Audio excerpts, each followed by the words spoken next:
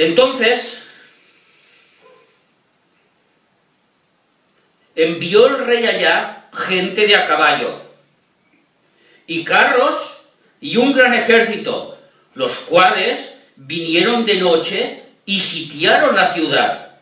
Y se levantó de mañana y salió el que servía al varón de Dios.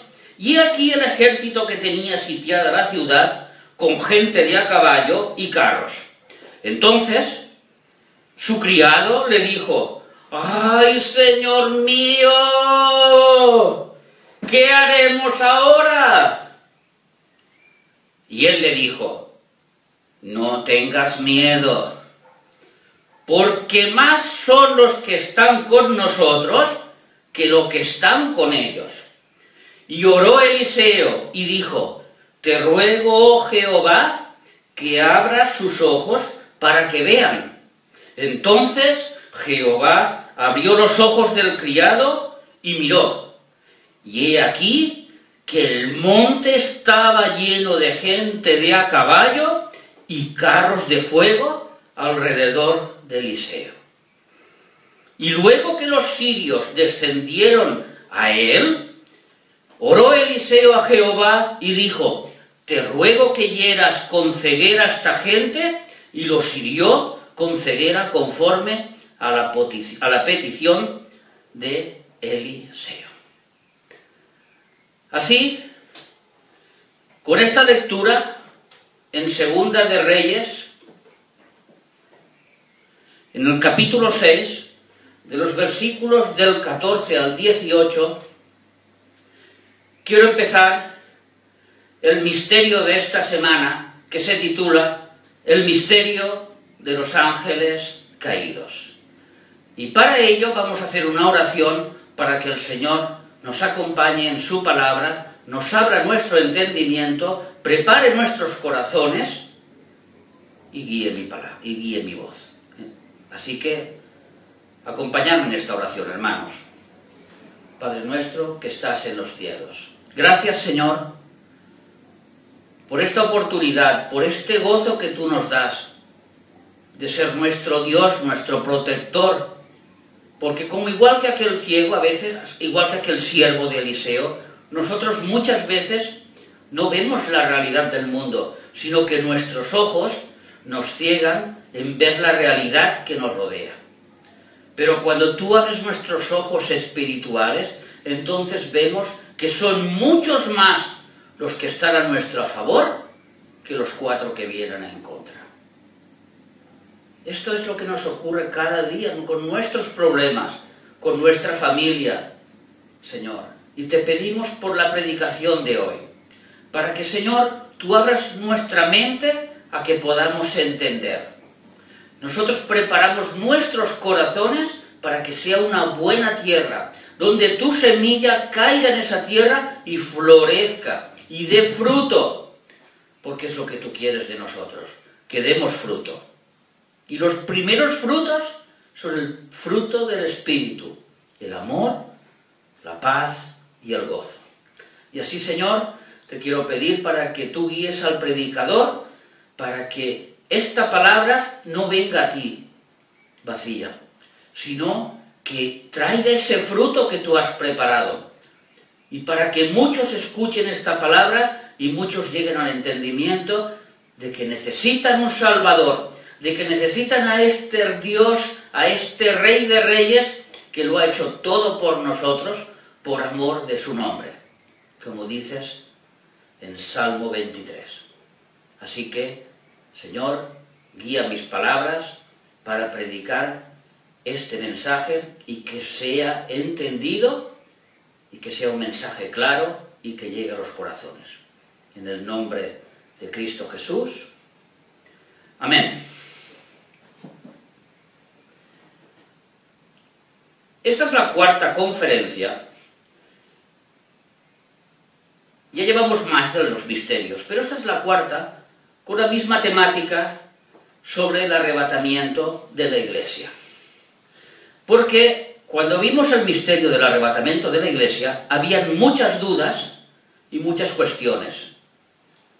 Y hoy vamos a contestar las 4 últimas de ellas, que es: ¿cómo serán nuestros cuerpos cuando seamos arrebatados? ¿Existe algún precedente en el Antiguo Testamento de este arrebatamiento? ¿Cuál es el principal motivo para Dios para arrebatar a la Iglesia de Jesucristo y que no esté en esta tierra? ¿Y qué les ocurrirá a todos aquellos que no se han preparado y que no sean arrebatados y se queden en esta tierra?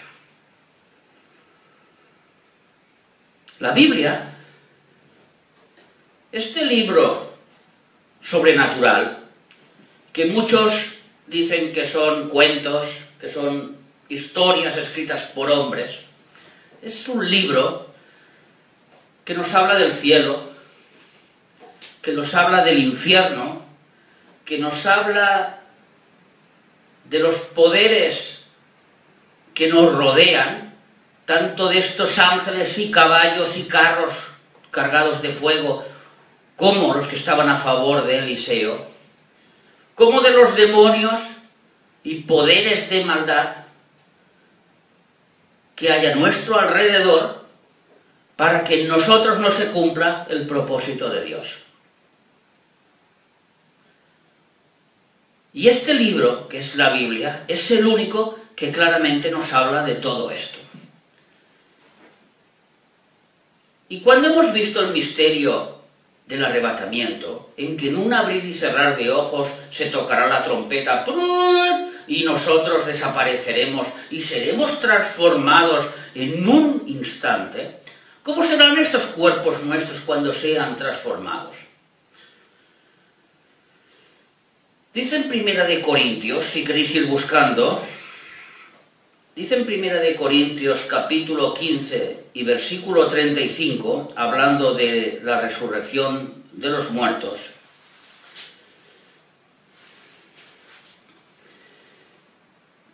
que dice así: pero dirá alguno, ¿cómo resucitarán los muertos? ¿Con qué cuerpo vendrán?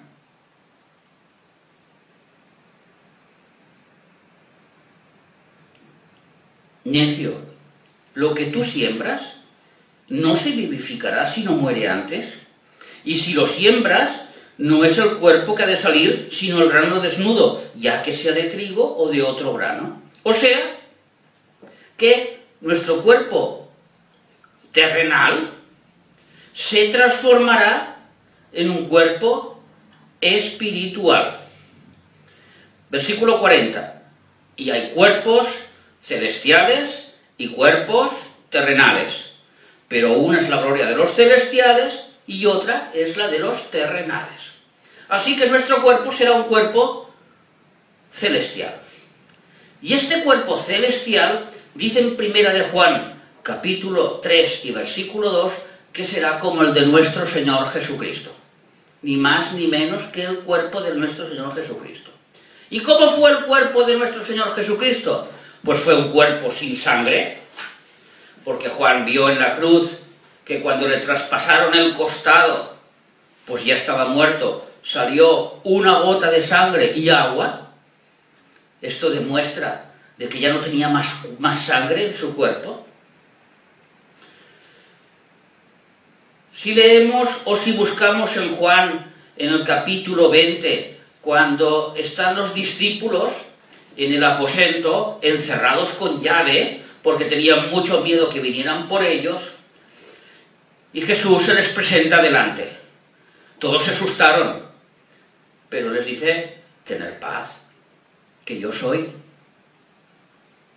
Y entonces les sopló el Espíritu Santo. Esto lo podemos ver en Juan capítulo 20, del 19 en adelante. Pero entre ellos no estaba el incrédulo de Tomasín, porque Tomasín pues decía: yo no me creo nada de lo que me decís. Mira, si yo no toco su carne, yo no me lo creo que haya resucitado. 7 días después, Tomasín estaba con ellos en el aposento y se presentó Jesús. Y entonces Tomás se quedó: pues sí que tenía razón. Pero Jesús le dijo: no, Tomás, no, ahora vas a tocar. Y tocó tocó, y cuando tocó, tocó carne. O sea que este cuerpo de Jesús se materializaba y desmaterializaba, pasaba las paredes, una cosa sólida, un objeto sólido, pero su cuerpo se atravesaba las dimensiones. Por eso cuando Tomás lo tocó, tocó este cuerpo. Y este cuerpo de Jesús, pues resulta que le gustaba comer miel y pececitos, como dice en Lucas 24, 42. O sea que también comía. Y ya empezamos a ver cómo será nuestro cuerpo cuando resucitará. No tendremos sangre, podremos, digamos así, traspasar las dimensiones a nuestra voluntad, igual que hicieron los ángeles. Porque dice la Biblia en Juan 20:36 que nosotros seremos como los ángeles. ¿Y cómo eran estos ángeles? Pues estos ángeles eran como hombres. Estos ángeles eran como hombres. En Génesis capítulo 18 se nos narra la historia de cuando Dios, la teofanía de Jesucristo, se presenta delante de Abraham junto con dos ángeles, que se presentaron tres. Resultó que allí cuando se presentaron delante de él, él vio a tres varones, a tres hombres, y rápido le dijo a Sara, Sara, he visto a estos hombres que venían por el desierto y los he invitado a que estén con nosotros, que coman con nosotros. Y Sara les cocinó pues un becerrito, pues no sé si hizo una barbacoa, o si lo hizo de otra forma, o lo cocinó pues según aquella época, pero seguro que estaba buenísimo, porque dice que no dejaron ni los huesecitos, se lo comieron todo. Dos ángeles y el Señor Jesucristo antes de aparecer en la tierra, con su cuerpo espiritual. ¿Veis cómo eran estos ángeles? Y estos ángeles, dice en Génesis capítulo 19, cuando se presentaron ante Lot para destruir Sodoma y Gomorra, vamos a leerlo, Génesis capítulo 19, bueno, ya empezamos el otro día a enseñar cómo se busca en la Biblia. Génesis es el primer versículo, y el capítulo 19 es donde pone un 19 en grande, pues ahí es donde vamos nosotros. Y en pequeñito el versículo que dice el 11, o sea que Génesis 19, 11. Entonces, versículo 10. Entonces, los varones alargaron la mano y metieron a Lot en casa con ellos, y cerraron la puerta. Y a los hombres que estaban en la puerta, a la casa, la hirieron con ceguera, desde el menor hasta el mayor, de manera que se fatigaban buscando la puerta. O sea que estos ángeles tienen unos poderes sobre el cuerpo humano en que pueden hacer y pueden provocar ceguera. Igual que aquellos ángeles que hemos leído, que estaban con carros alrededor de Eliseo, y que cuando Dios oró, resulta que ellos enviaron esa ceguera a todos los que estaban a su alrededor. Y estos ángeles,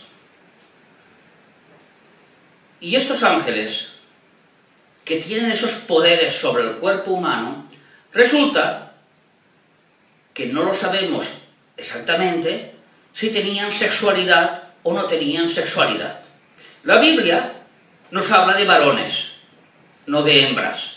Esto nos da una pequeña pista del género que eran estos ángeles. En el versículo 5 de este capítulo 19 dice: y llamaron a Lot y le dijeron, o sea, el pueblo entero de Sodoma, que es donde vivía Lot, y donde estos ángeles habían ido a cumplir el juicio de Dios contra este pueblo, el de destruirlo, y a librar de este pueblo a Lot, resulta que todo el pueblo, cuando vio que llegaron estos ángeles a casa de Lot, le dijeron: ¿dónde están los varones? No dice hembras, dice los varones. ¿Dónde están los varones que vinieron a ti esta noche?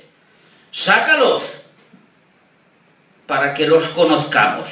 Y la palabra conocer no significa, hola, buenas tardes, mira, me llamo Felipe, ¿tú cómo te llamas, Angelito? ¿Qué nombre? ¿Cuál es tu nombre? Gabriel, Miguel. No, ese no es el conocer que está diciendo aquí la Biblia. El conocer que está diciendo la Biblia es el que dice en Génesis, capítulo 5, si no me equivoco, capítulo 4, donde dice, y conoció Adán a su mujer, y la cual concibió y dio a luz a Caín. Ah, ese es un conocer más íntimo. Es un conocer de tener una relación. Estos seres, estos sodomitas, querían tener una relación con estos ángeles. Ahora, yo no digo que tengan sexo ni que no tengan sexo los ángeles, pero lo dejo en el aire. Si tú ves a una lavadora, no creo que a nadie le dé gusto conocer de esta manera a una lavadora o a una nevera. Creo yo. Ahora ellos vieron un ser y lo querían conocer de una forma íntima, por algo será. No hay que olvidar lo que dice Isaías en el capítulo 65 y versículo 23, hablando del milenio. Cuando todos vengamos a reinar con Cristo, lo que hemos sido de Cristo, y dice, no trabajarán en vano los que están en la tierra, ni darán a luz para maldición. Uy, entonces, en el milenio, en el reino milenial de Cristo, ¿habrán hijos? ¿Se podrá procrear? Bueno, es lo que dice aquí. Lo dejamos así. De momento no tenemos más luz con referencia a esto. Sí que tenemos y sabemos lo que ocurrió en Génesis 6, donde aquellos ángeles se casaron con las mujeres. Hasta ahí puedo hablar. Segundo punto, segunda pregunta. ¿Tenemos algún precedente bíblico del arrebatamiento de la Iglesia? Estábamos en Génesis, lo tenéis ahí, el primer libro de la Biblia, Génesis. Buscar el número 5 en grande. Así os enseño, para que muchos que no tenéis hábito de buscar la Biblia, por así aprendéis. Y en pequeñito el versículo 25, que pone 25 en pequeñito. Sí, Génesis 5, perdón, sí, Génesis 5 es 24, perdón. Caminó pues Enoc con Dios y desapareció porque le llevó Dios. A esta edad, Enoc tenía 300 y pico años, cuando en aquella sociedad Dios les dio longevidad para que pudieran poblar el planeta Tierra, y todos vivían 800, 900, Matusalén 965, Adán pues llegó a los 900 años, y Enoc a los 300 fue llevado al cielo, porque la palabra que quiso decir este versículo, que caminó Enoc con Dios, es que Enoc se hizo amigo de Dios. Aquella amistad que tuvo Adán en aquel Edén y que la perdió por tener un corazón de mantequilla. No voy a repetir el de ay, no voy a repetirlo, ¿de acuerdo? El corazón de mantequilla lo vimos la semana pasada. Pues Enoc no tuvo un corazón de mantequilla, sino que tuvo un corazón dispuesto para caminar con Dios. Y Dios lo cogió y se lo llevó, como también hizo con Elías. Segunda de Reyes, capítulo 2, y versículo del 9 al 11. Reyes está un poquito antes de los Salmos, y tiene dos libros, Primera de Reyes y Segunda de Reyes. Y en el capítulo 2 de Segunda de Reyes, antes de lo que os he leído antes, de la historia de el siervo y Eliseo, dice en el versículo 9 al 11, cuando había pasado Elías, le dijo a Eliseo, pide lo que quieras que haga por ti, antes de que yo sea quitado de ti.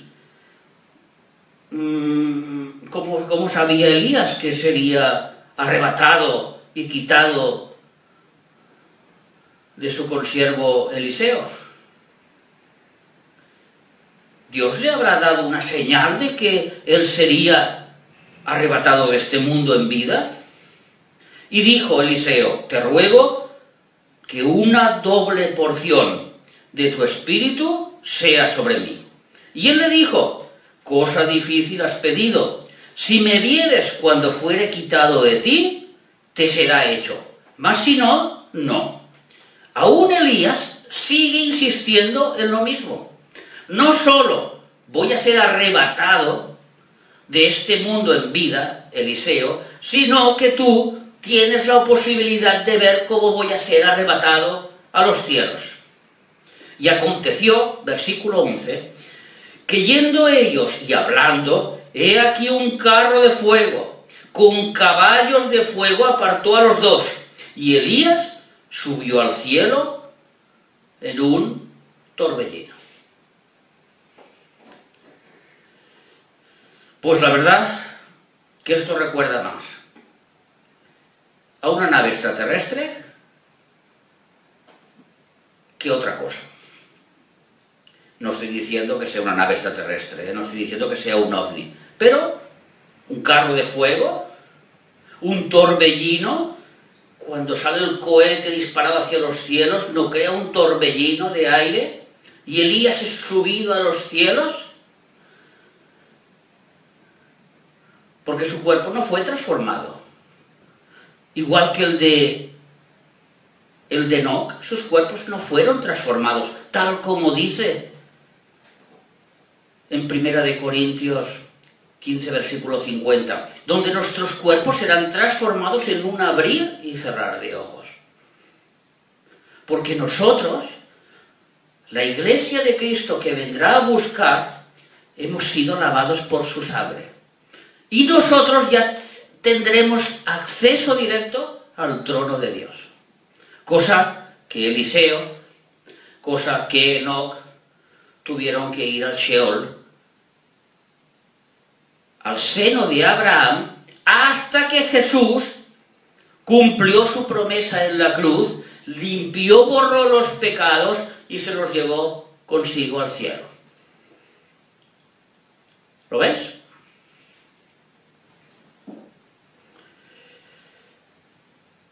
¿Cuál es el principal, y este es el centro de la predicación de hoy, cuál es el principal motivo para que exista un arrebatamiento de la Iglesia?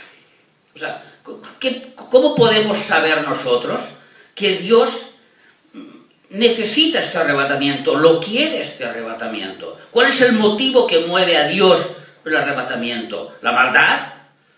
Pues maldad ha habido toda la vida, maldad ha existido siempre y no ha arrebatado al pueblo de Dios, pero sin embargo a su Iglesia sí que se la arrebatará y se la llevará a los cielos.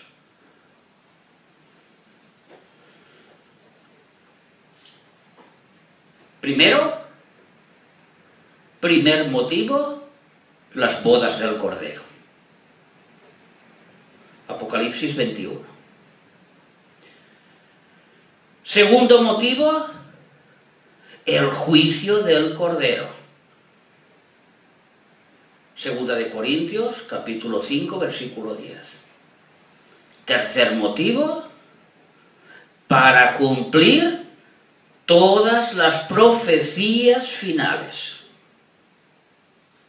Si la Iglesia no es arrebatada de esta tierra, no se pueden cumplir todas las profecías finales.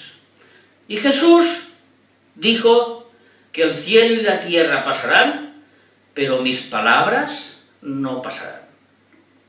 Y si Jesús dio una promesa de que sus palabras se cumplirán al final, tú que me escuchas y que tú a tu alrededor ves que todo te va en contra, como era el siervo de Eliseo, y tú ves que todo, no puedes ver que todo está en tu contra, tu familia son inconversos, en el trabajo se burlan de ti porque eres cristiano, allí donde trabajas por ser cristiano te presionan más para ver si saltas y te digan, ¡ay, mira el cristianito, mira la cristianita! Si yo pensaba que era una santa, y lo hacen a propósito para hacerte saltar.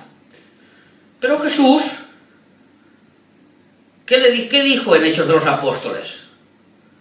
cree en el Señor Jesucristo y serás salvo tú y tu casa. Y ni un pelo de los que caen, de los que tienes en tu cabeza, caerá sin su permiso. Y busca el reino de Dios y su justicia, y todo lo que necesites lo traeré para ti. Esas son palabras de Jesús, que el cielo y la tierra pasarán, pero sus palabras no pasarán. Y aquel siervo de Eliseo, cuando se les abrieron los ojos, vio la realidad. ¡Ostras! ¡Caray! Pues si los que están en contra son un granito de arena en comparación con la multitud que yo tengo a mi alrededor. ¿Ves cómo Eliseo caminaba con esta fe, sabiendo que si Dios va con él, ¿de qué tiene que temer? ¿Cómo lo dijo el apóstol Pablo? Si Dios es por vosotros... A ver. Sí, casi un poquito más fuerte. Si Dios es por vosotros, ¿quién contra vosotros? Amén. Amén. Perdonad. Mateo 24. Versículos del 4 al 8. Aquí, en Apocalipsis 24, los apóstoles, cuando Jesús les dice, bueno, mira, llegará el momento del fin. Y los apóstoles quieren saber qué señales habrán, cuándo vendrá tu segunda venida, cuándo acontecerán todas estas cosas. Y respondiendo Jesús, Mateo 24, versículo 5, Mateo es el primer libro del Nuevo Testamento. Génesis era el primero del Antiguo, este es el primero del Nuevo Testamento. Donde veáis un 24 en grande, allí vamos. Y en el versículo 4, donde veáis un 4 en pequeñito, allí estamos. ¿Empezamos? Respondiendo Jesús les dijo, mirad que nadie os engañe.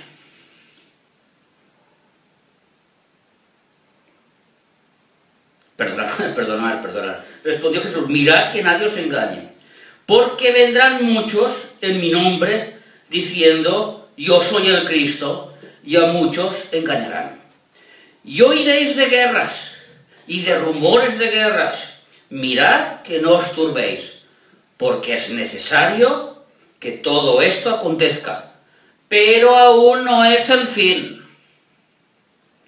Porque se levantará nación contra nación, se levantará un reino contra el otro reino, y habrá pestes, y habrá hambres, y habrá terremotos en diferentes lugares. Y todo esto será principio de dolores. Terrible, ¿no? Principio de dolores. O sea, esto es el principio, y aquí Jesús nos ha mostrado un panorama apocalíptico, o sea, un panorama final, que todos nos quedamos absortos. Guerras, unos contra otros, una nación contra otra, unas ideas políticas contra otras, pero no solo en el Parlamento, sino a través de guerras, de unas pestes, de unas hambres, de unos terremotos. Pero aquí hay una palabra, que yo no sé si muchos os habéis dado cuenta, que dice, porque es necesario que todo esto acontezca. Uy, vamos a ver, Señor.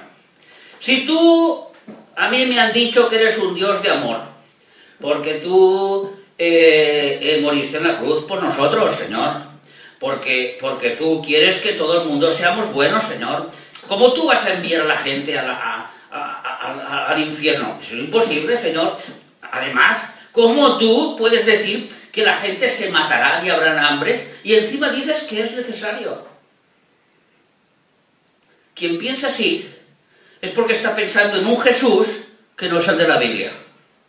Porque el Jesús de la Biblia, que es todo amor para todos aquellos que lo aceptaron. Pero hemos cantado la canción Los carros del faraón, ¿verdad? ¿Y con quién fue amoroso Dios?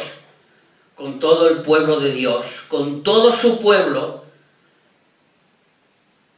que siguieron al Señor y escaparon de Egipto. ¿Pero qué les pasó a los egipcios? Y que hace unos años, han encontrado en el fondo del Mar Rojo unos carros enterrados, tal como dice la Biblia. ¿Qué les pasó? que el juicio de Dios los cogió. ¿Que es un Dios muy malo contra los egipcios y muy bueno contra Israel? No. Es un Dios muy malo contra el pecado y el pecador, y muy bueno con todos aquellos que se arrepienten y lo aceptan como su Señor y Salvador. ¿Veis la diferencia? ¿Veis cuál es la diferencia? Esa es la diferencia de nuestro Señor Jesucristo.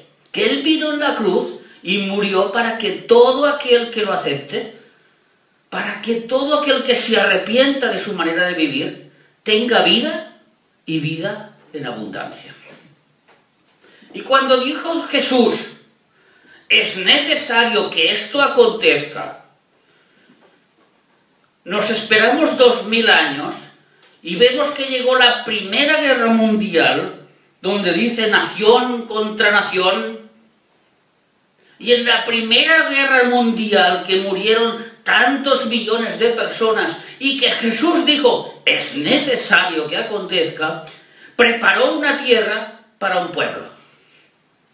Y cuando unos años después empezó la Segunda Guerra Mundial y 6 millones de judíos fueron masacrados en los campos de exterminación, donde hicieron de toda clase de vejaciones contra ellos, contra los gitanos, contra los negros, contra los cojos, donde se hicieron tanta maldad, y Jesús dice, es necesario que se haga. Pero Señor, ¿cómo es posible que es necesario que se hagan estas atrocidades por ese anticristo llamado Adolf Hitler? Un anticristo porque está en contra de Cristo. Porque el espíritu del anticristo, como dice Juan, ya está en el mundo actuando. No es que sea el anticristo, porque anticristos hay muchos. Ten cuidado, no estés luchando contra Dios y seas un anticristo. Ten cuidado. Y digamos, ¿cómo es posible toda esta barbaridad que cuando entraron los aliados en Alemania, en Auschwitz, en todos los campos de concentración, aquellas cámaras de gas, aquellas fosas comunes, aquellos hombres y aquellas mujeres esqueléticos que se estaban muriendo, aquellos niños, ¿cómo es posible? Y Jesús dijo, es necesario, es necesario. Porque en la Segunda Guerra Mundial preparó un pueblo para aquella nación que ya había preparado en la primera. Y el 18 de mayo de 1948, a las 5 de la mañana, un primer ministro llamado David Ben Gurión, pueblo, hoy se ha formado la nación de Israel. ¿Veis? El cielo y la tierra pasarán, pero mis palabras no pasarán. Amós, capítulo 9. Amós ya es un libro un poquito más difícil de encontrar. Está después de Joel, después de Daniel, después de Oseas, después de Ezequiel, un libro pequeñito, de los que casi nunca nadie lee. Pues en Amós, capítulo 9, de los versículos 14, dice, y traeré del cautiverio a mi pueblo Israel, que fue lo que pasó el 18 de mayo de 1948, el 14 de mayo de 1948. Y edificarán ellos las ciudades asoladas. Sí, es lo que hicieron. Y las habitarán, y es lo que han hecho, están habitando las ciudades. Plantarán viñas y beberán el vino de ellas, y harán huertos y comerán el fruto de ellas. Y hoy, la nación de Israel es un paraíso, donde nada más llegar plantaron 6 millones de olivos, uno por cada judío, por cada hebreo asesinado en aquella Segunda Guerra Mundial, con la obra de ingeniería más grande que ha habido en el mundo, desde Babilonia, con los jardines colgantes. donde todavía no se han podido recrear aquellos jardines colgantes. Pero los judíos sí que hicieron esta maravillosa obra de plantar 6 millones de olivos en medio del desierto. Pues los plantaré sobre su tierra, versículo 15, y nunca más serán arrancados de su tierra, que yo les di, ha dicho Jehová Dios tuyo. Y a las 5 de la mañana, David Ben Gurión proclamaba que éramos una nación, y a las 9 de la mañana ya le estaban atacando 6 naciones árabes que tenían alrededor. Y luego llegó la guerra de los 6 días, y luego llegó la guerra de 1971, y luego llegaron, y ahí están. Y nosotros somos testigos de que 70 años después ahí están plantados y nadie los ha arrebatado de su tierra. Un pueblo sin poder militar cuando se fundaron. Un pueblo que es una minoría alrededor de todas las naciones árabes que tiene a su alrededor y que estaban en contra de ellos. Pero un pueblo que tiene toda la bendición de Dios. Y como tiene toda la bendición de Dios, los cielos y la tierra pasarán, pero sus palabras, pues hermanos, no pasarán, se van a cumplir. Y así se cumplió. Y cuando dijo Jesús, es necesario, era necesario. Seguimos en Mateo. Supongo que habéis dejado un boli, un papel, una hojita. No tenéis que quitar la mano de Mateo 24. Esa es nuestra lectura. A ver, yo no lo he hecho bien y ahora me toca volver a buscar. Mateo, primer libro del Nuevo Testamento, el 24 en grande. Ay, Dios mío, me he equivocado. Y el versículo 3, un poco anterior al que estábamos leyendo. Y dice así, el versículo 3, y estando Jesús sentado, ¿dónde? ¿En Tortosa? No. ¿En México? ¿En Cuba? ¿En Venezuela? ¿En Roquetas? ¿En el Chad? No. ¿Dónde? En el monte de los olivos, sentado en el monte de los olivos. Y les dijo, mirad. Uy. Algo que en la Biblia está por escrito y no se pronuncian o no se escriben las acciones que hizo Jesús. Pero Jesús señaló y dijo, mirad. Y en Lucas 21, 29 dice, mirad la higuera y los árboles de alrededor. La higuera. Cuando florezca, sabréis que todo esto que he dicho acontecerá y que no pasará una generación antes de que yo venga. Así que es muy necesario que el pueblo de Israel florezca como aquella higuera y los árboles que están alrededor, que los árboles son las naciones que están alrededor y que a partir de 1921 empezaron cada uno a tener su país, Jordania, Siria, etcétera, etcétera, Irak, Irán y todas las naciones, ¿bien? Y todos empezaron a reverdecer en medio del Medio Oriente. ¿Lo veis? Como era necesario que viniera esta Primera Guerra Mundial y preparara la tierra, necesario que llegara esta Segunda Guerra Mundial y preparara un pueblo para aquella tierra. Era muy necesario. Como en los tiempos de Noé, les dice Jesús en este Mateo 24, como en los tiempos de Sodoma. Ya hemos visto las cualidades del tiempo de Noé. Las cualidades del tiempo de Sodoma, pues muy similares. ¿Cuáles fueron? ¿Cuál es el denominador común entre Noé, Sodoma y Gomorra y nuestro tiempo? ¿Cuál es el denominador común? Los ángeles caídos.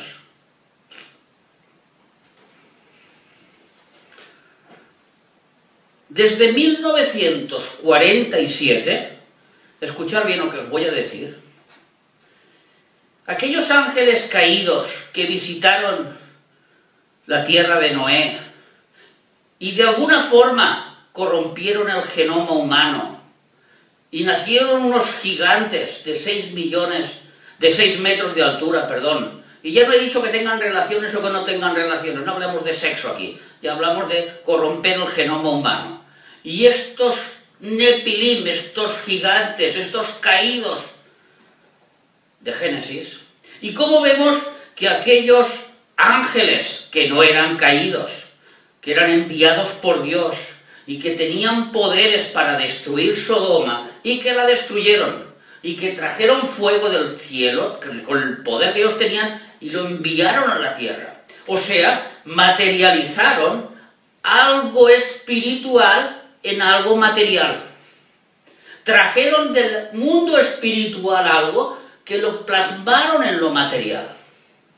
Y en 1947 se tiene el primer avistamiento OVNI en el Monte Rainier en Washington por el piloto Kenneth Arnold. Y desde aquel día el fenómeno OVNI ha ido creciendo en el mundo. Y más, y más, y más, y más. Y unos pueden decir, es que no me hables de payasadas, aquí no me hables ahora de extraterrestres, ni de ovnis, ni esto esto no es serio, Pues no sé si es serio o no es serio, pero en la ONU hay una mujer que tiene el cargo de encontrarse con vida extraterrestre. Yo no sé si es serio o no es serio, pero esta semana o estas semanas hemos visto cómo ha aterrizado en Marte ¿cómo se llama esto? El rover, ahora no me acuerdo el nombre, el rover que ha aterrizado esta semana para buscar vida en Marte, a través de las piedras de la fosilización, porque dicen que seguro que ha habido vida en Marte, porque el hombre está inmerso en esa búsqueda de vida en otros planetas. ¿Por qué? Porque esa vida teórica en otros planetas viene a visitarnos a este planeta. Y nosotros sabemos claramente que estos ángeles caídos de Génesis 6, estos ángeles buenos de Sodoma, que mataron, que destruyeron, que obedecieron el juicio de Dios, tienen poderes sobrenaturales para influir en este mundo. Ya hemos visto cómo estos ángeles podían cegar a las personas. Ya hemos visto cómo estos ángeles tienen poder para cuando estaban con Eliseo en el monte, con carros llenos de fuego.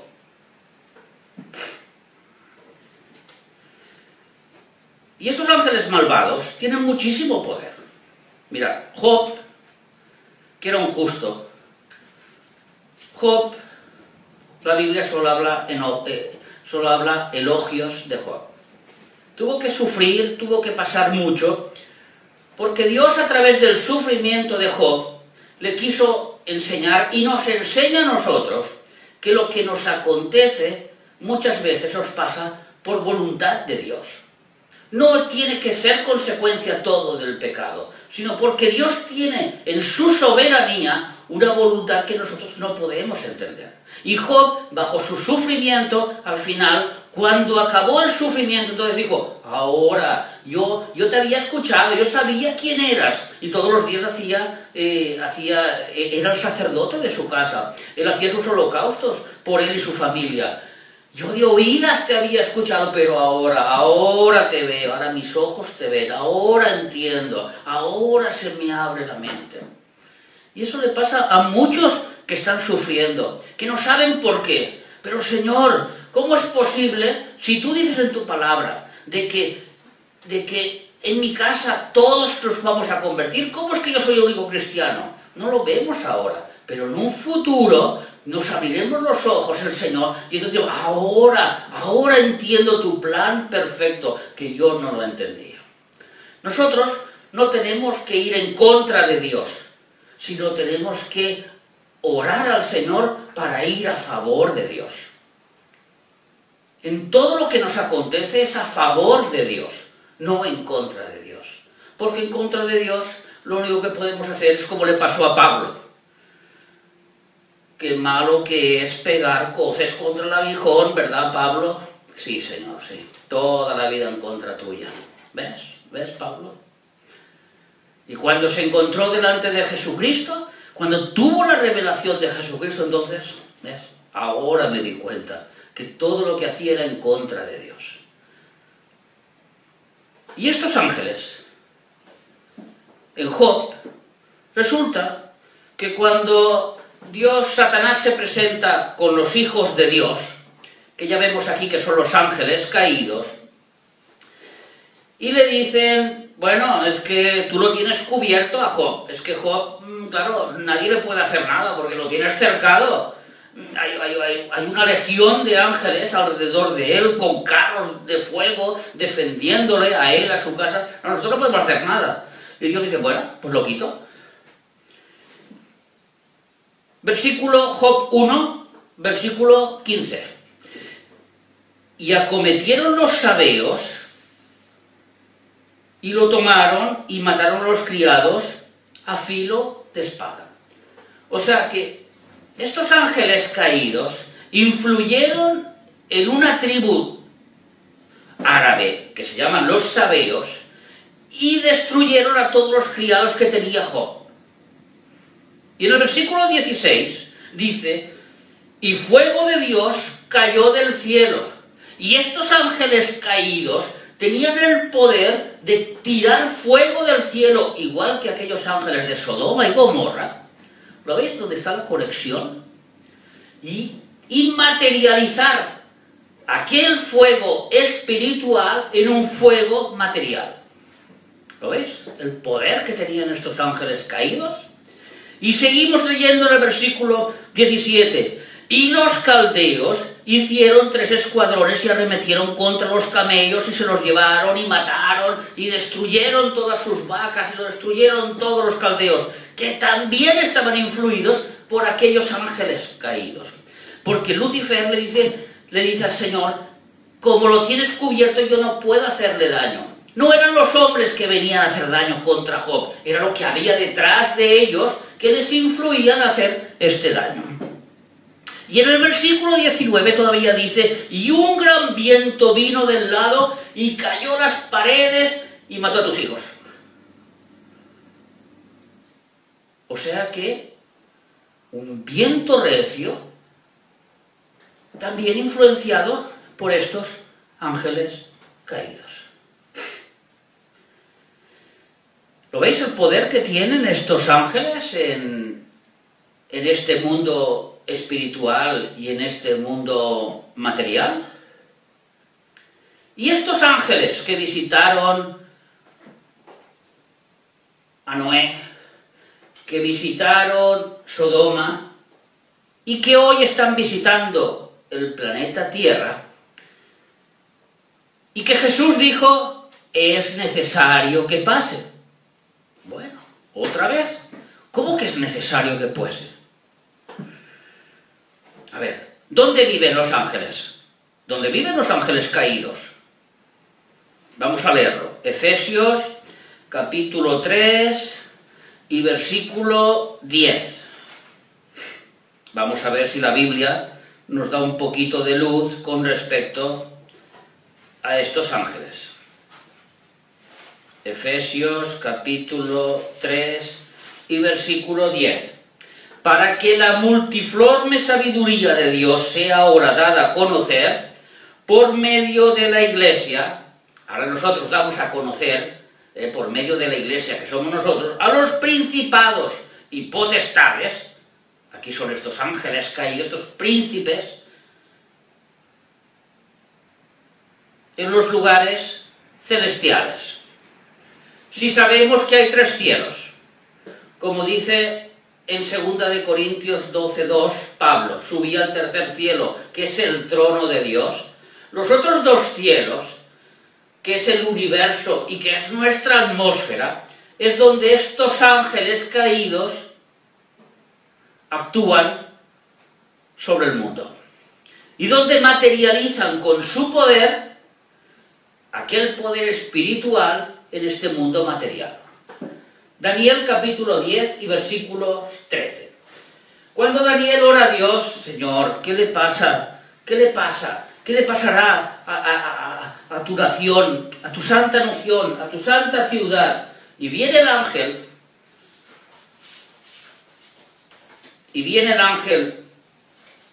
el cartero Gabriel, que no es otro, y enviando, que es un enviado, que es un apostelos, que es un apóstol, y cuando empezó Daniel a orar, resulta que vino a darle la respuesta que Dios había dado. Mira, Gabriel, ves a Daniel y dile estas palabras de lo que va a acontecer a su pueblo.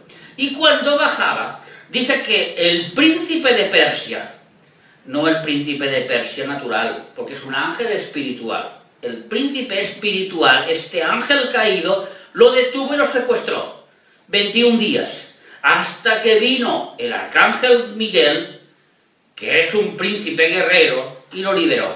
Y así pudo venir Gabriel a hablar con Daniel y explicarle lo que iba a acontecer a tu santa ciudad y a tu pueblo. ¿Y qué iba a acontecer? Iba a acontecer la semana 70, la última semana, la ira de Dios.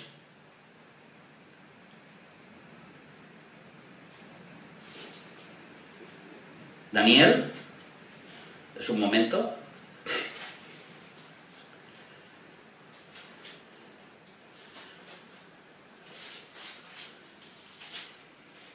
(9, 27). Y por otra semana confirmará el pacto con muchos. A la mitad de la semana harás caer el sacrificio y la ofrenda. Después, con la muchedumbre de las abominaciones, vendrá el desolador, hasta que venga la consumación y lo que está determinado se derrame sobre el desolador. Esta última semana de la ira de Dios, que es una semana terrible, que a mí no me gustaría estar aquí, y que Dios, por eso es necesario que venga este arrebatamiento, para llevarse a su santa iglesia de esta ira de Dios que no está preparada sobre su iglesia, que está preparada para su pueblo y está preparada para su santa ciudad, tal como dicen aquí en Daniel. Dice así, versículo 24 de este capítulo 9. 70 semanas están determinadas sobre tu pueblo, no sobre tu iglesia, y sobre tu santa ciudad, no Tortosa, no Madrid, no Barcelona, no Valencia, no México ciudad, ni Bogotá, ni La Habana, no, sobre tu santa ciudad, Jerusalén. Por eso la iglesia ya no tiene que estar aquí, ya no puede estar aquí, porque es necesario que todo esto acontezca. Y ahora hemos dicho, ¿cómo es posible que estos ángeles que vienen del cielo y que vienen a visitarnos y que materializan, y se ven luces, se graban objetos, hay cientos y miles de grabaciones que muchas deben ser falsas, pero muchas son verdaderas? ¿Y cómo estos seres materializan esta materia espiritual en cosas que se pueden ver físicamente? Y Jesús dice que es necesario. Y es muy necesario. Y os vais a entender por qué. Porque desde 1947 hay una guerra. Y hay una guerra muy grande en el cielo. Y quien vio esta guerra fue el apóstol Juan. Y quien la escribió fue el apóstol Juan en Apocalipsis.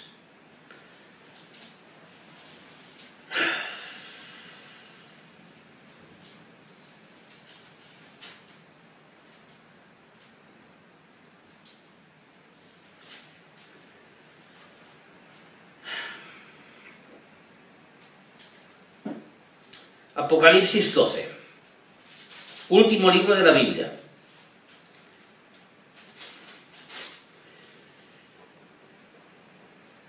Versículo 7.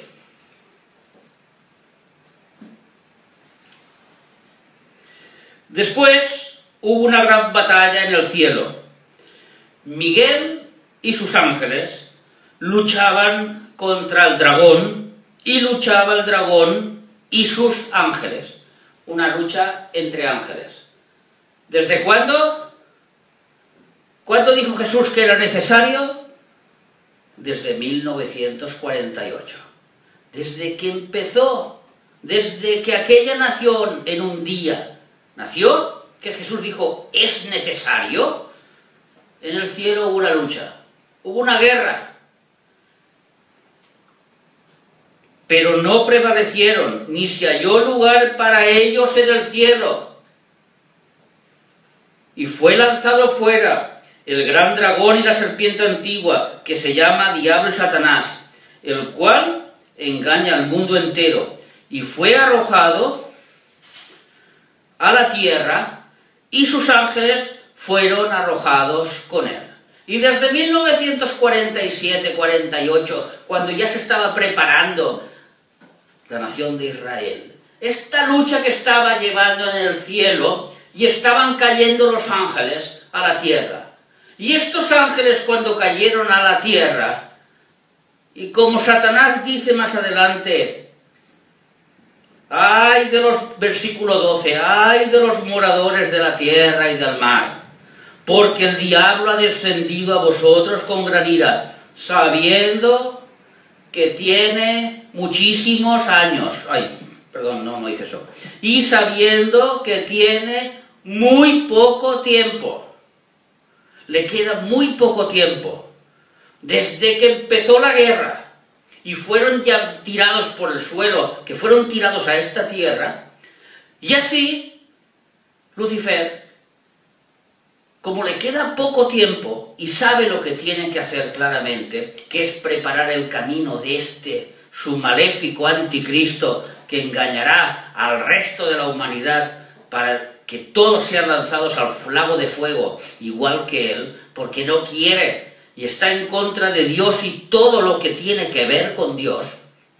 Este Lucifer que engaña a todos, pues quiere engañar al mundo entero. Y cuando estos ángeles empiezan a caer a la tierra, él les da órdenes de que se vayan materializando y de que vayan engañando a todo el mundo. Y estos ovnis que han venido a todo el mundo para engañarnos, para engañar a la humanidad, y sobre todo a los gobiernos. Porque en los gobiernos es donde se marcan las leyes que legalmente hacen de que las personas no se sujeten al pecado. Pablo dijo que el pecado viene por las leyes. Si hubo una ley que dijo no codiciarás, desde que existe esa ley, yo codicio. Claro que el pecado viene de antes, pero con la ley viene el mandamiento del pecado. O sea, yo ahora sé que codiciar es pecado porque hay una ley que lo dice. Ahora, si yo, que me gusta ser una persona que libremente en mi cabeza quiero cambiar mi forma aparente de verme en la sociedad, y lo que yo considero que dice mi cromosomas, que soy un hombre porque tengo el cromosoma Y, pues yo delante de la sociedad quiero parecerme otra cosa.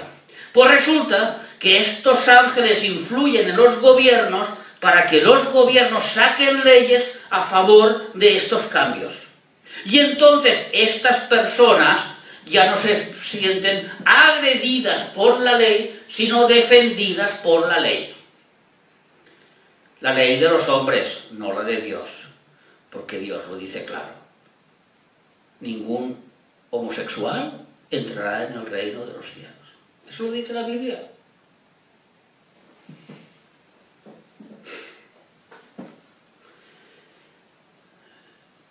Bueno, pero Señor, tú dices que es necesario que todo esto acontezca. Vale, entiendo ahora la Primera Guerra, entiendo la Segunda Guerra, entiendo que los demonios hay una guerra en el cielo porque se acerca el tiempo del fin. Ahora hay más. ¿Aún hay más? Sí. Todo esto, que esta guerra que está en los cielos, es para despejar el cielo, cuidado lo que estoy diciendo, para despejar el cielo para la venida de nuestro Señor Jesucristo. Aleluya, gloria a Dios. Porque viene el Rey a llevarse a una iglesia, a millones de personas al cielo, y todos estos ángeles caídos no pueden estar en el cielo. Porque en el cielo quien está recibiéndonos es nuestro Señor Jesucristo. Y entonces estos ángeles, la guerra que hay en el cielo, es para que nosotros podamos ser ascendidos al cielo. ¿Veis cómo es necesario? Este arrebatamiento viene precedido por esta supermasiva visión de ángeles caídos sobre la tierra, como pasó en Génesis 6, como pasó con Sodoma y Gomorra y la maldad. Estos ángeles perversos que vinieron a prohibir, digamos que no a prohibir, sino a poner obstáculos a la voluntad de Dios, entonces estos ángeles perversos se tienen que doblegar ante los ejércitos de Dios, tal como hemos dicho aquí en Apocalipsis, versículo 12. Por lo cual, versículo 12, alegraos cielos y los que moráis en ellos. Alegraos de que ha llegado esta guerra, porque se acercan las bodas del Cordero. Nuestro Señor Jesucristo, ¡creed! ¡Ya vengo por vosotros! Amén, gloria a Dios, oh Dios. Aleluya, gloria al Señor. ¿Lo veis cómo era necesario? ¿Lo veis cómo era necesario? De que todo esto acontezca, de que ahora están como locos buscando vida en Marte, perforando rocas para encontrar aquellos microbios según ellos, y según la inteligencia que les dará a estos seres, de decirle, veis, hay vida en otros planetas, para engañar al mundo entero. Y tener cuidado, hermanos, que no seáis engañados. Porque el diablo sabe que le queda poco tiempo y querrá engañar aún a los elegidos. Elegidos, que dice Mateo 25, que eran 10 vírgenes. Los compara 10 vírgenes estos elegidos. No eran 5 vírgenes y 5 no, eran 10 vírgenes. Y esas 10 vírgenes de Mateo 25, que representa a toda la iglesia, y ahora vamos a contestar la última pregunta. ¿Qué les ocurrirá a los que se queden aquí? Porque no todos se van a ir con el Señor a las bodas. Bueno, a las bodas del Cordero sí, porque eso vendrá después, ahora lo explico. Pero no todos se irán con Cristo a salir de esta gran tribulación. Pues resulta que estas 10 vírgenes, que 5 eran sensatas y 5 insensatas, y estas 5 insensatas le dijeron, a mí todo esto, pues mira, si viene el Señor, pues que venga y que me lleve. Y si no viene el Señor, pues no pasa nada. Y pues bueno, esperaremos que llegue el Señor. Y las 10 esperaban que llegara el Señor, pero 5 velaban. 5 tenían su espíritu preparado para la venida del Señor. Igual que Elías sabía que el Señor venía a buscarlo, le dijo a Eliseo, si me ves que subo, si me ves. Así nosotros, nuestra actitud tiene que ser la de que si me ves que subo, porque yo me voy con Cristo. Y para irme con Cristo tengo que tener mis lámparas encendidas. Y para tener mis lámparas encendidas, lámpara es a mis pies tu palabra. Oración, estudio de la palabra, una vida en santidad, vestidos blancos. Y los 5 que se quedan, pues sí que son salvos, claro que son salvos. Son lavados por la sangre del Cordero. Pero Dani, si no se van en la segunda venida de Cristo, no. Pero igual tendrán que demostrarlo ante el mundo que son salvos.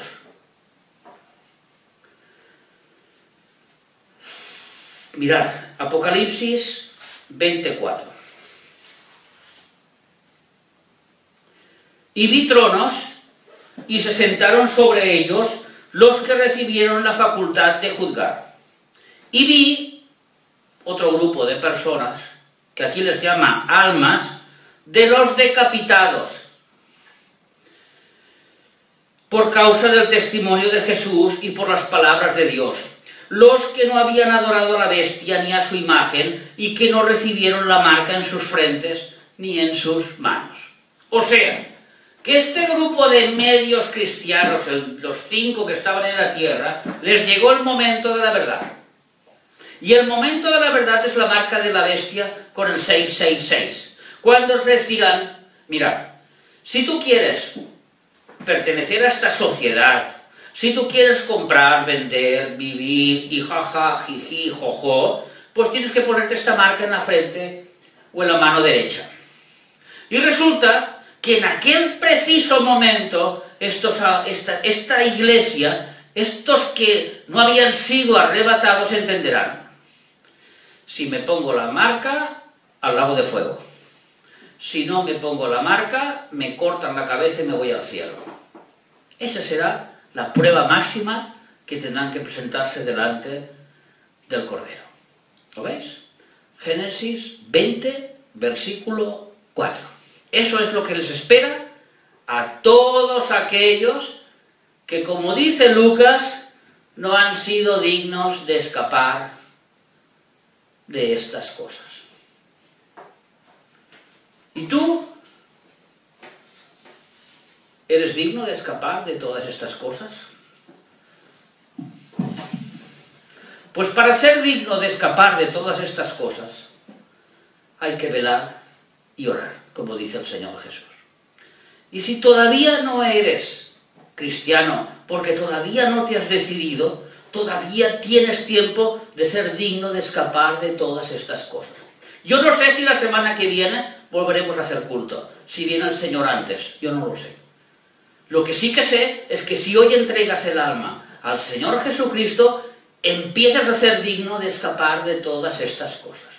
Y continúas siendo digno de escapar de todas estas cosas cuando santificas tu vida. Y vas santificando tu vida y vas creciendo en santidad y te haces digno de escapar de todas estas cosas. Así que te ruego que me acompañes en esta oración si todavía no has entregado tu vida a Cristo. Padre nuestro que estás en los cielos, reconozco que soy un pecador, reconozco de que mi forma de vivir no me lleva a ningún lado, solo me lleva a ser obediente a estos ángeles maléficos que vienen a visitar y a engañar este mundo y que me llevan de cabeza al infierno. Y hoy me arrepiento de mi manera de vivir y quiero cambiar mi manera de vivir según tu palabra y hacer tu voluntad. Y te pido y acepto a Jesús como mi Señor y mi Salvador. Sé que Él murió por mis pecados en aquella cruz. Y yo sé que al tercer día resucitó de los muertos. Y como Él está vivo, yo estaré vivo. Te lo pido en el nombre de Cristo. Amén, amén y amén. Así que ir preparando porque llega el momento de la ofrenda. Con gozo, con alegría. Todos tenemos que hacer la ofrenda. Porque la ofrenda, dice el Señor, que todos demos con el corazón alegre. No por obligados, nadie se sienta obligado a dar nada, todos con el corazón alegre. Pero recordar que lo que sembramos, recogemos. Y si uno no siembra, pues no puede recoger. Y nosotros aquí, pues estamos sembrando la palabra de Dios, pagando las luz, pagando el internet, los medios para poder realizarlo, ayudando a una misionera, predicando por las redes sociales, en el seminario, cuando tengo tiempo, pero estamos ahí, estoy ahí haciéndolo. Y todo eso es gracias a la obra de Dios, gracias como si dijéramos, a la sublime gloria de Dios que lo permite, a su gracia sobre nosotros, pero también a vuestras ofrendas, hermanos.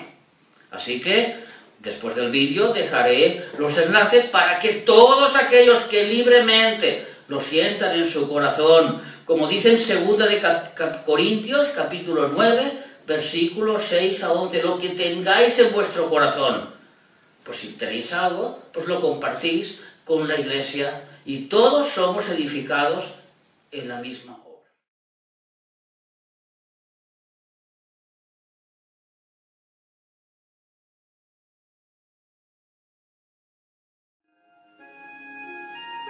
Amén.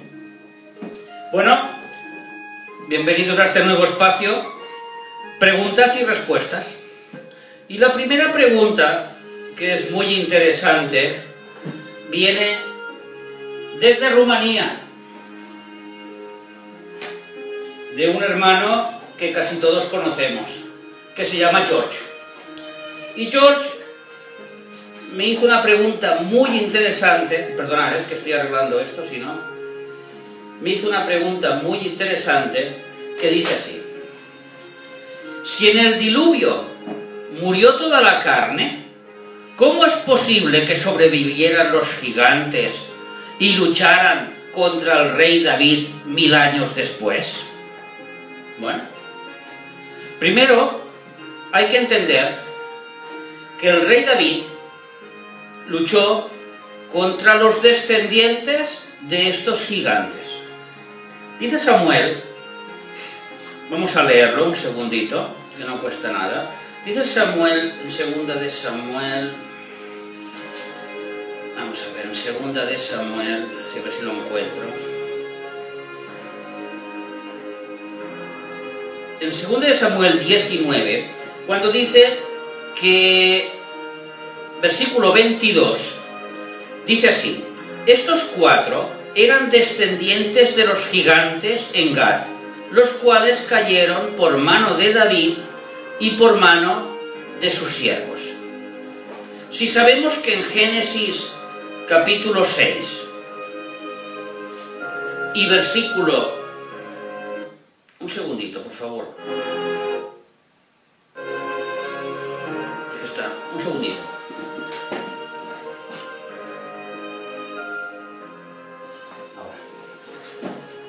Ahora.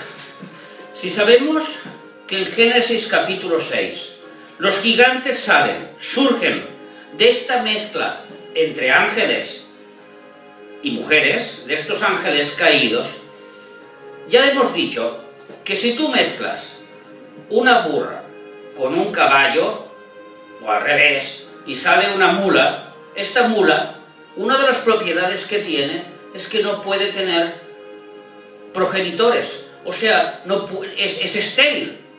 ¿Por qué? Porque se ha alterado una de las leyes de Dios que dice: multiplíquese todo según su género, según su especie. Entonces estos ángeles caídos lo que hicieron fue una alteración genética en el ADN y crearon un ser híbrido entre la mujer, entre los ángeles y las mujeres. Y nacieron estos gigantes malvados, de 4 o 5 metros de estatura, con 12 dedos en las manos y 12 dedos en los pies, totalmente diabólicos, que solo estaban en contra del pueblo de Dios, y por eso Dios mandó a Josué que los matara a todos, grandes y pequeños, hasta los niños y las embarazadas, porque no tenía que quedar ninguno de esta raza. Y esta raza, que eran modificaciones del ADN, pues resulta que no tenían espíritu, tal como escucháis, solo eran almas vivientes. Porque en Génesis capítulo 7 y versículo 22 nos dice que todo lo que tenía aliento de espíritu, de vida en sus narices, todo lo que había en la tierra, murió. Estos seres no murieron porque no tenían espíritu dado por Dios. Y estos seres, en Isaías capítulo 26 y versículo 14, y me espero a que lo busquéis, Isaías 26, 14, dice así, venga, Isaías 26, 14. Muertos son, no vivirán, han fallecido, no resucitarán. A ver, ¿cómo van a ser unos seres que no van a resucitar? Si Daniel capítulo 12, versículo 2, si Apocalipsis 21, el trono de Dios, dice que todos, buenos y malos, van a resucitar, todos, unos para gloria eterna, otros para vergüenza eterna. ¿Quiénes no van a resucitar? Justamente estos seres que no tenían espíritu, que no fallecieron en el diluvio porque no tenían espíritu, y que una vez que David mató a los últimos 4, porque Josué mató a casi todos y fueron muriendo hasta que David los eliminó por completo, y entonces estos gigantes ya no tienen recuerdo del más allá, o sea, ya no van a resucitar para más, porque eran modificaciones genéticas, modificaciones del ADN, alteraciones prohibidas por Dios, que hicieron aquellos ángeles caídos con las mujeres, y que tuvieron un castigo tremendo, tal como dice Judas en el versículo 6, que Dios mismo los castigó y los puso en prisiones a estos ángeles hasta el día del gran juicio, donde serán lanzados al fuego eterno. Así que esta es la respuesta por la cual estos ángeles, estos Nepilim, estos gigantes, no murieron en el diluvio. Desde Colombia, Bogotá, Lorena, nos hace una pregunta muy interesante conforme a las mujeres. La pregunta es la siguiente: ¿es pecado que una mujer sea líder de su hogar o sea líder de la iglesia? O sea, una pastora. ¿Es pecado ser la líder del hogar o ser la líder de la iglesia? Esta pregunta, de algún otro modo, se le hicieron al apóstol Pablo los corintios. Mirad, Primera de Corintios, capítulo 11.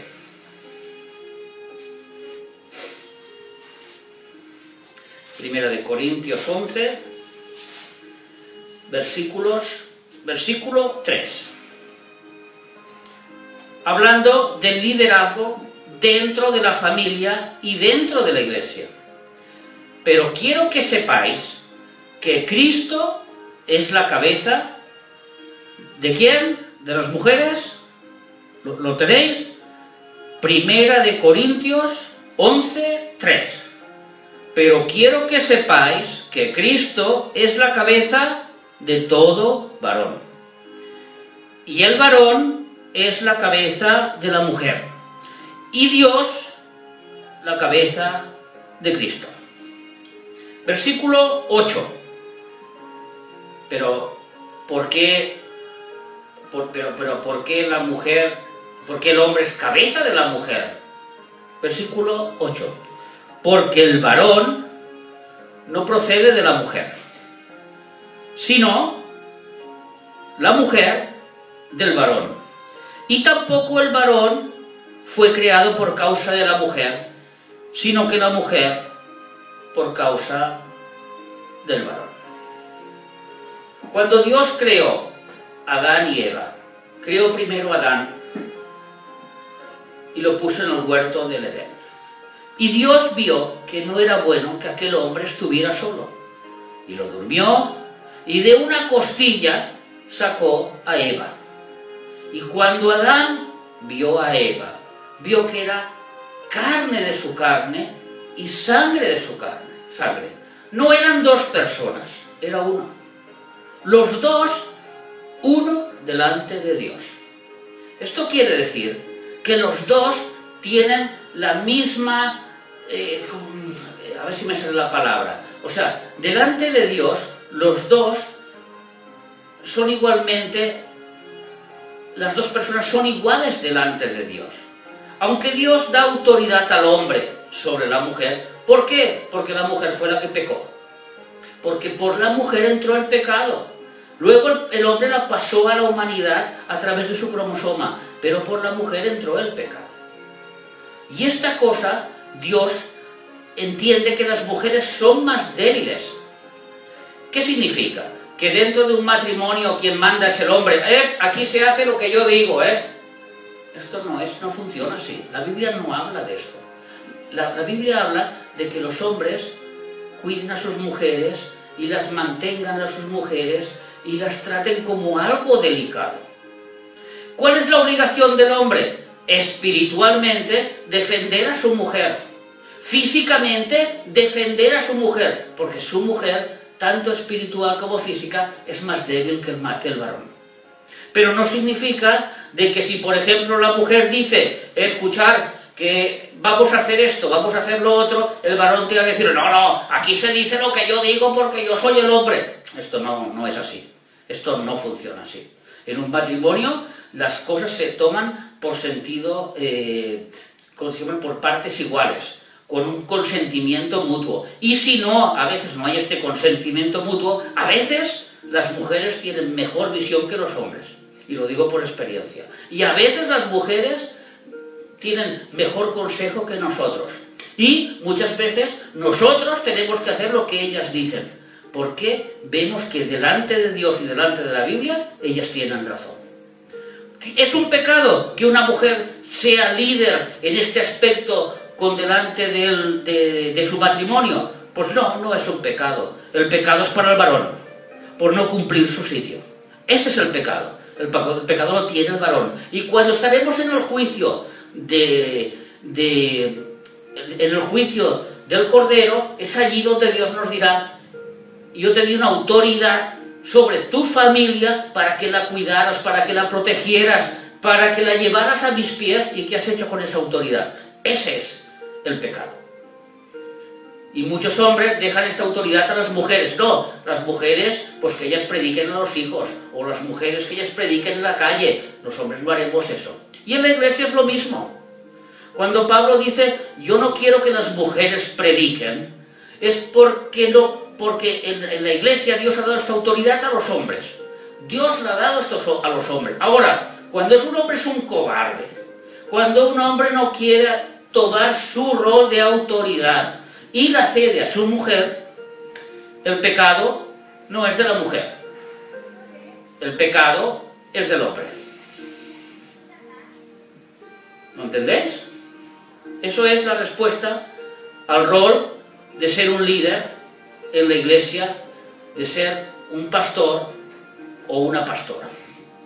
Y una tercera pregunta, que es anónima y muy interesante, que dice así: ¿qué ocurre con las maldiciones de brujería que han realizado en mi contra? Y si yo sé que han realizado maldiciones de brujería en mi contra, ¿es pecado buscar personas con poderes espirituales para quitar estas maldiciones? Mirad, estamos viendo que la Biblia nos habla justamente de este mundo espiritual. Que la Biblia nos habla justamente de este mundo que nosotros no podemos entender. No podemos entender, me refiero, que no podemos ver físicamente, pero que realmente existe a nuestro alrededor. Ya vimos en el estudio anterior cómo a través del ADN se transmiten bendiciones y se transmiten maldiciones. Pero cuando nosotros, y vamos a ver 2 de Corintios capítulo 5 y versículo 17, cuando nosotros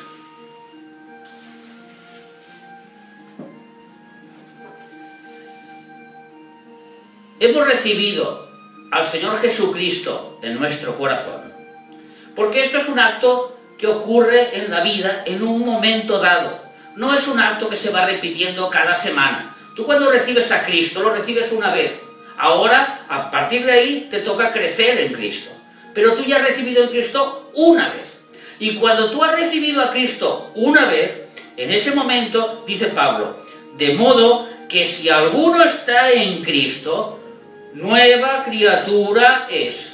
Las cosas viejas pasaron, las maldiciones, los pecados, todo lo que venimos de nuestro pasado, han pasado, he aquí, todas son hechas nuevas. Las bendiciones que vienen de Dios, que Dios preparó de antemano desde antes de la fundación del mundo. Efesios capítulo 1 y versículo 3. Vamos a leerlo. Bendito sea el Dios y Padre de nuestro Señor Jesucristo, que nos bendijo con toda bendición espiritual en los lugares celestiales. Todo es en pasado. Nos bendijo ¿cuándo nos bendijo? En el pasado. Y nosotros esas bendiciones las obtenemos cuando recibimos a Cristo. Entonces, ahora que esas maldiciones que alguien hizo contra mí, en el momento en que yo me convierto al Señor, esas maldiciones se rompen, se destruyen. ¿Por qué? Porque están hechas sobre una criatura antigua. Ahora yo soy otro ser diferente. Ahora yo soy otro ser nuevo. Y este ser nuevo no puede heredar las maldiciones de mi viejo ser. Yo heredo las bendiciones que Dios preparó para mí. Y que a partir de ahora, a través de la oración, yo las tengo que traer a este planeta Tierra. Las tengo que traer a mi vida. Señor, mi mujer. Señor, mis padres. Señor, mi hijo. Señor, mi marido. Señor, que no tengo para comer. Señor, que no puedo pagar el préstamo. Señor, ya sé que antes me había metido en muchos préstamos y en muchas deudas antes de ser cristiano, porque yo no sabía que a partir de que soy una nueva criatura, mi forma de vivir ha cambiado completamente. Pero Señor, esas deudas tengo que pagarlas. Y el Señor, ayúdame a pagar esas deudas. Pero una vez el Señor te ha ayudado a pagar esas deudas, esas maldiciones que tenías de tu antigua vida, ahora lee los Proverbios y te dice, no te endeudes. Porque si te endeudas, serás un esclavo de aquel que te ha dejado el dinero. Y nosotros no somos esclavos. Y si tú necesitas algo, pídeselo al Señor. Y si el Señor ve que lo necesitas, como hemos dicho en la predicación, es necesario que acontezca, pues si es necesario lo tendrás. Así de sencillo. Claro que es pecado ir a buscar personas que me solucionen los problemas de esta nueva criatura y que nada tienen que ver con las maldiciones. Porque dice en Deuteronomio que nosotros no tenemos nada que ver ni con los brujos, ni con la brujería, ni con el tarot, ni con leer las cartas, porque nosotros confiamos en Dios, no confiamos en ese mundo espiritual que viene del maligno. ¿Lo entendemos? Las maldiciones no llegan a un cristiano. Primero, si llegaron en su vida antes de ser cristiano, con su nueva criatura, ahí se frenan. Segundo, si eres cristiano, las maldiciones no te llegan a tu vida. Porque ninguna parte tiene la oscuridad con la luz. Y si nosotros somos luz, la oscuridad no tiene ninguna parte con nosotros. Otra cosa es que el Señor, por nuestra manera de ser obstinada, porque nosotros queremos jugar con el pecado, el Señor permite que nos acontezcan ciertas cosas en nuestra vida para purificarnos, para darnos un toque de atención. Pero eso no son maldiciones. ¿Lo entendemos? Aquí tengo una pregunta que me hacen ahora mismo en directo, que es, ¿podría decirme, lo hace Maribí, mi hermana Maribí, ¿podría decirme por qué Elías ha de volver a la tierra y vendrá antes del arrebatamiento o después?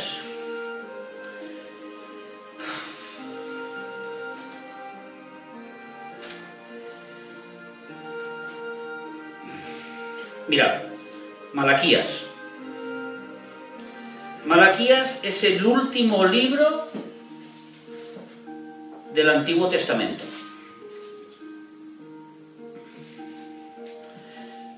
Capítulo 4 y versículo 5.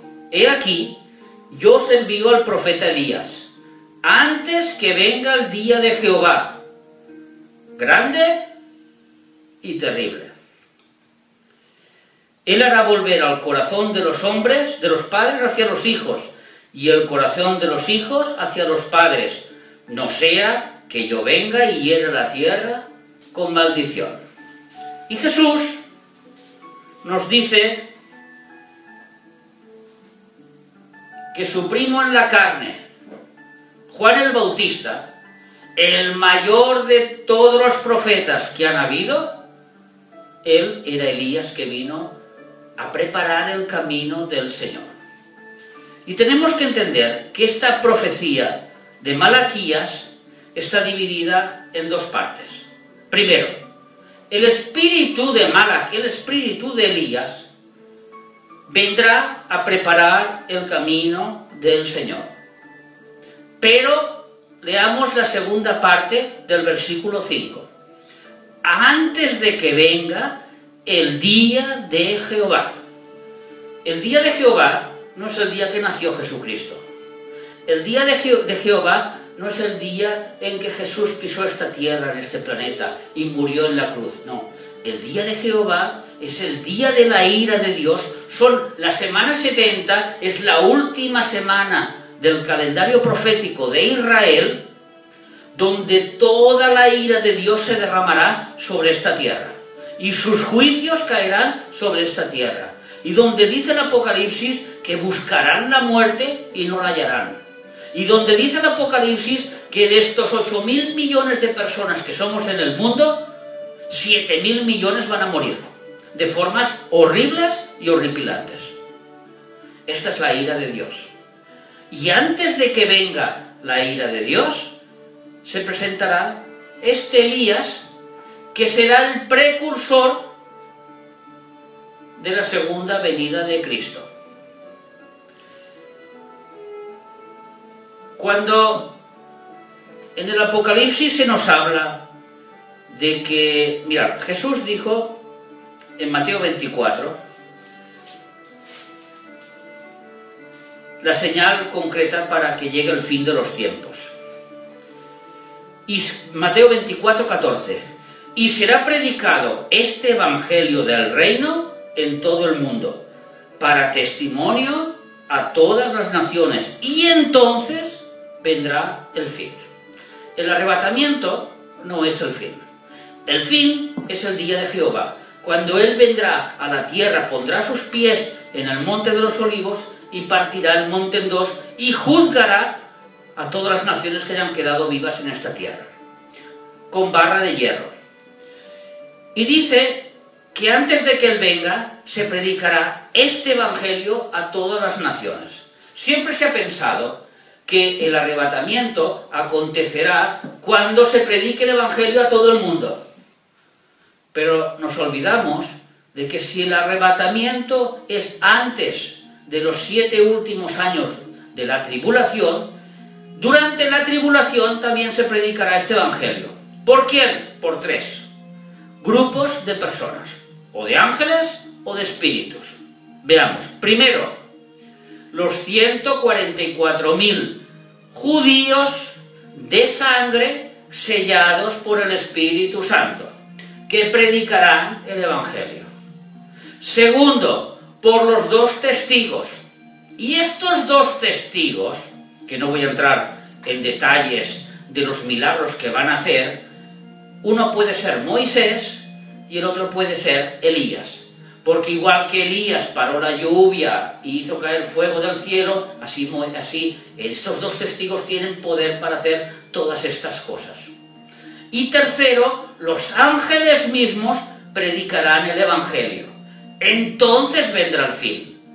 Porque estos ángeles, que no serán angelitos volando, por favor, por favor, por favor, arrepentíos, que llega el Señor. No, no. Serán ángeles en forma humana, con su cuerpo parecido al hombre, y que estarán predicando, llega el fin, arrepiéntete, arrepiéntete, arrepiéntete. Pero los hombres amaron más las tinieblas que la luz y no se arrepentirán. Así, este Elías, hay que entender en esta profecía de Malaquías, que viene en 2 porciones, dividido por 2000 años. Uno, el espíritu de Elías que vino con Juan el Bautista, tal como dijo Jesús, y Elías que vendrá a predicar a las naciones en la gran tribulación al final de los tiempos, cuando la Iglesia ya no estará aquí. Así que muchas gracias por vuestras preguntas.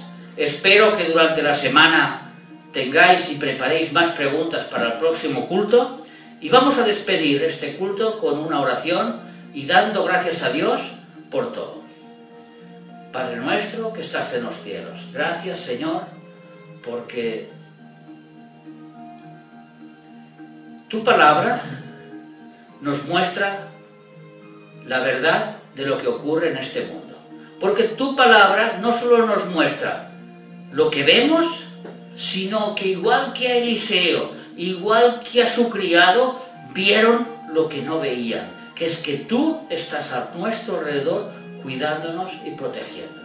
Y esa guerra cósmica que hay en los cielos actualmente y que están despejando los cielos porque tu Hijo Jesús ya viene a por su iglesia y nosotros decimos y el Espíritu dice, ven Señor, ven Señor. Y ahora entendemos que todo lo que acontece, de que todo lo que ha acontecido era necesario que pasara. Porque si no hubiese pasado, tu palabra no se hubiesen cumplido. Y nosotros, Señor, queremos irnos contigo, Señor. Te pedimos por nuestros seres queridos, por nuestros familiares, por nuestros hermanos en Cristo y por todos aquellos que todavía no te conocen y que nosotros oramos diariamente por ellos. Te queremos pedir, Señor, de que tú toques sus corazones, que te reveles a sus vidas, porque si tú no abres sus ojos y no te revelas a sus vidas, no pueden hacer nada, Señor.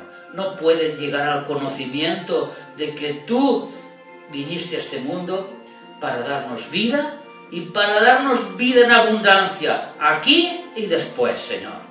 Así que, gracias, Señor, cuídanos durante la semana, protege a mis hermanos, gracias por todos los que hemos podido estar en este culto, tanto física como espiritualmente, por los que han visto este culto en directo, como por los que lo van a ver después, Señor. Que tú toques los corazones y que tu palabra no llegue a ti vacía, Señor. Gracias por todo y te lo pedimos en el nombre de tu santo Hijo Jesús. Amén. ¡Esperar, esperar! ¡Esperar, esperar! ¡Que nos vamos!